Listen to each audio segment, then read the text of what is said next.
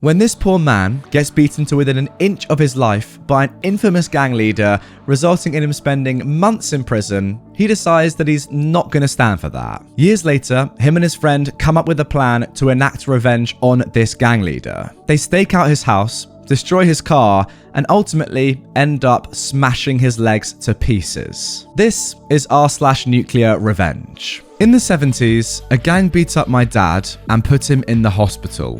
So he got revenge on all of them. This isn't my story, but rather my dad's. I know the believability of this might be hard, but I believe this story to be true. My dad was a very nice and hardworking man, with some of the greatest patience for BS I've ever seen. But he also had a temper that could make an angry moose turn the other way if he was pushed far enough. Well, when this happened, he was definitely pushed far enough. He told me this story once, and only once, about 10 years ago, and never spoke of it again.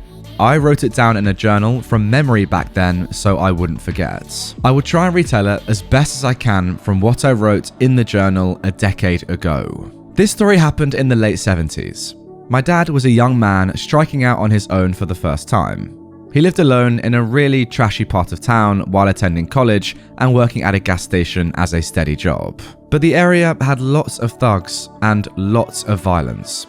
There was a group of guys he knew from high school that just loved to mess with him. The first thing they did was spray paint graffiti all over his car, a 68 Chevy Nova. Then they started harassing him every night he was coming home from work or class, because they were always hanging around his building. The leader of the gang was a big guy Dad referred to as Ted.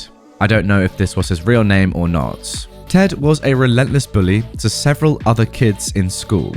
He beat up my dad many times over the years, but in high school in particular, he hated my dad because Ted failed and dropped out during senior year, since they wouldn't let him play football with his failing grades anymore. My dad, on the other hand, finished with some pretty decent grades and got a partial scholarship to a local community college.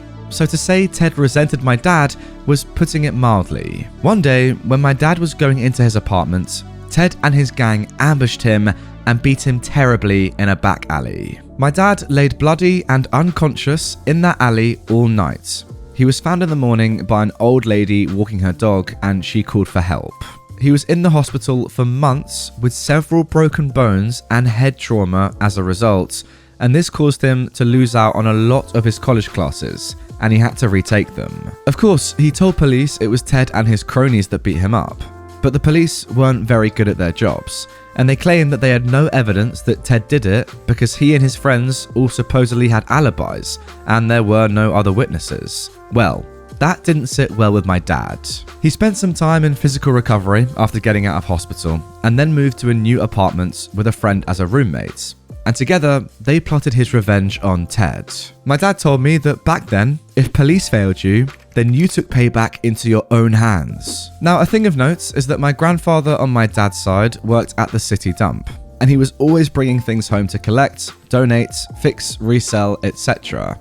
My dad helped him out with this a lot, so he learned a lot about fixing and making things. And while his father was at work, he found ways of sneaking into the dump at night. Now, as a teenager, he would sneak in there at night with friends to find stuff that they used to build a hidden fort in the woods nearby. My dad said the fort was so well made that it even had a makeshift wood stove that they made out of recycled bricks and a metal barrel to use in winter to keep the fort warm. This is important for later. So over a few nights, my dad and his friend snuck into the dump just like they used to in order to look around for things that they could use. Bit by bit, they found some old stinky clothes, shoes, and some old wooden baseball bats, and a few other useful things for the revenge. The dump also had an assortment of used tools the employees found in the trash and set aside to be used on site, but also regularly borrowed, so nobody really kept track of them. My dad and his friend kept all of the stuff they were going to use hidden at the old fort they made as teenagers near the dump, so they had a perfect place to build the tools of their revenge. Next, they made sure they had as solid of an alibi as they could make. My dad and his friend were living on the top floor in an old 3-story apartment building, and he was already well liked in the building for being handy and fixing a few things for his neighbors. The walls between apartments were kinda thin, so neighbors often heard the comings and goings of people on the same floor. They'd come out to greet my dad and his friend when they came home in the evening. Now apparently the building had no fire escape, so the doors were typically the only way in or out, and the main door of the building was generally locked at nights, with a clerk sitting watching the entire time. So, they came home that night, checked in with the clerk, said their good evenings to several neighbours, and then locked themselves in their apartments. They waited until midnight, and then used a knotted rope found at the dump to climb down 3 stories from their apartment window, which coincidentally was right above the dumpsters in the side alley. They hid part of the hanging rope behind a gutter pipe and then hoofed it a few miles to the old fort where they'd hidden what Dad referred to as revenge cycles. He told me they were bicycles that they'd pieced together from junk parts found in the dump that were built and modified using the borrowed tools to have mounts for carrying the baseball bats and a few other things they couldn't fit in backpacks that they needed at the ready without making much noise or bogging them down. They rode the revenge cycles to the bungalow in an old neighborhood where Ted was living with his friends, though squatting may be a better word. Dad said it was a drug house where dealing was regularly done, which was good in a way, because that meant they wouldn't call the police unless they wanted to risk exposing their operation. They scouted the area for a few nights to plan their attack, then waited for the perfect opportunity. First, my dad and his friend put on Halloween masks to cover their faces, and took a tire iron that they'd brought and quietly removed the lug nuts from 2 of the wheels that were on Ted's trashy van. Then, they spray painted an insignia that was used by another gang from the area on the side of the van to make it look like this was a rival gang dispute. My dad and his friend then spied on Ted and his gang for hours from the windows, using homemade periscopes that were painted dull black so they wouldn't be seen. Ted and his cronies spent some time getting drunk and high until Ted got so wasted he went to bed. My dad and his friend waited patiently for Ted to start snoring, and quietly snuck into the house through the window of the room he was sleeping in, locked the door from the inside, and bolstered it with a chair. Then, in unison, they bashed both of Ted's legs multiple times right on the kneecaps with the baseball bats, and when Ted tried to cover himself, they bashed his arms too. Then, they held him down and emptied a plastic bag of fresh, warm poop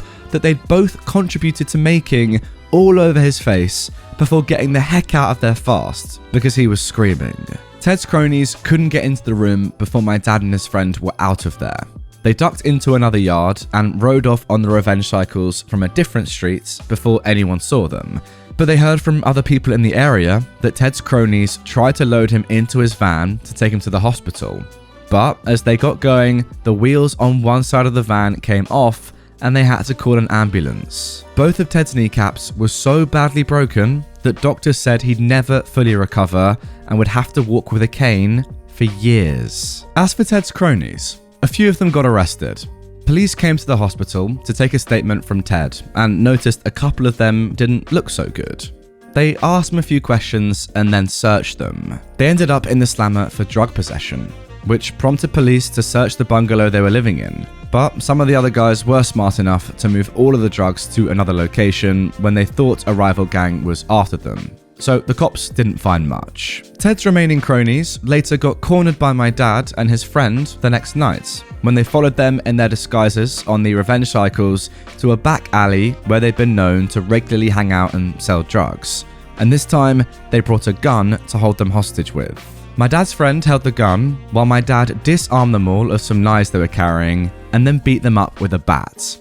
After the beatings were over, my dad and his friend claimed to be with a rival gang, and told Ted's cronies that if they didn't leave town, they'd get something a lot worse than a simple beating. And for some added incentive, they sprayed one of their feet with lighter fluid and dropped a lit match onto it, causing the guy to freak out and kick his flaming shoes off. This seemed to work, as all of them were gone from the city not long after that. My dad and his friend hid the revenge cycles and dropped the knotted rope from the window into the dumpster below, where they later retrieved it in the morning while taking the trash out and disposed of it. Police, of course, did eventually come to talk to my dad and his roommates, but they claimed no involvement in what happened to Ted, and the neighbors and apartment clerk all told them that they never left the building after getting home on those days. My dad and his roommates then let the police come into their apartment to search the place, but they didn't find anything that could be considered evidence, as they'd already disposed of the stuff they used by taking apart the revenge cycles, and at night they had burned the baseball bats, masks, the shoes and clothes they wore, and the knotted rope in the fort's barrel stove, till there was nothing left but ash. As for the gun, well, my dad said it was never real, but was instead a very realistic metal toy gun revolver that looked real enough in the dark to hold up someone. And they got rid of it by tossing it into the dump. The cops were satisfied in the belief that my dad had nothing to do with the incidents and just bid them good day. Dad never told anyone else but me and his younger brother that he and his friend did all of that. As for Ted, Dad said he never really bothered anyone again, and he ended up eventually leaving town some years later because he was convinced another gang was still out to get him. What happened to him after that? Dad didn't know. I could tell that he felt some measure of guilt for what he did back then, but also seemed to feel fairly justified in it as well, since Ted had badly hurt many people around town, just like what he'd done to my dad. So I suppose it was well deserved on some level. But my dad adamantly told me to never try anything like what he did, and I can't say I blame him. And there we go. Definitely a very nuclear revenge story right there. I mean, look, completely justified in my opinion, but going and smashing someone's legs up, definitely nuclear. That is ridiculous. I mean, in terms of revenge, guys, does it get more serious than making sure that somebody never walks again? That is crazy. I mean, what's worse than that? Just murder. And that's it, really. It's up there, that's for sure. But to be fair, like OP says, and fair enough, guys, if you disagree with this, I do think it was completely justified. Being in a gang, not great. You often get away with loads of stuff and, you know, face no real repercussions. So to have a little bit of karma and feel what it's like, and then be forced to, you know, run out of town, well, not run, you know, maybe hobble, with your walking stick. Yeah, bit of your own medicine. It's good. It's good karma. I back it. What's actually amazing about this is that I reckon in retrospect, these guys, and Ted especially, would have much rather just been caught by the police in the first place. Because then at least he'd still have his legs right. Yeah, he'd be in prison and stuff, but at least he'd be able to walk. Now, life completely ruined. Not just kicked out of the town due to some rival gang that doesn't actually care that much about him clearly, but has all just been massively exaggerated by your dad and his mate. That's brilliant, by the way. I love that you just put some rival gangs insignia on his van when they weren't even involved in the first place. Really good stuff. But yeah, he can't walk. That is insane. Guys, comment down below. Do you think that OP's dad went a bit too far here? Or do you think it was good enough? Or do you think he should have gone further? Let me know. I'm interested. Anyway, guys, that is going to do it for this episode of r/NuclearRevenge. But before you click off the video, instead, click here. Because in this video, another episode of Nuclear Revenge, we follow the true story that is ongoing right now. You know, I'm not going to say anything more about it. You just got to click it. It all will be revealed in this video. All I'll say is, this case has not been solved yet and it's still ongoing. Police are looking into it. If you're interested, click it. It's very interesting. Trust me.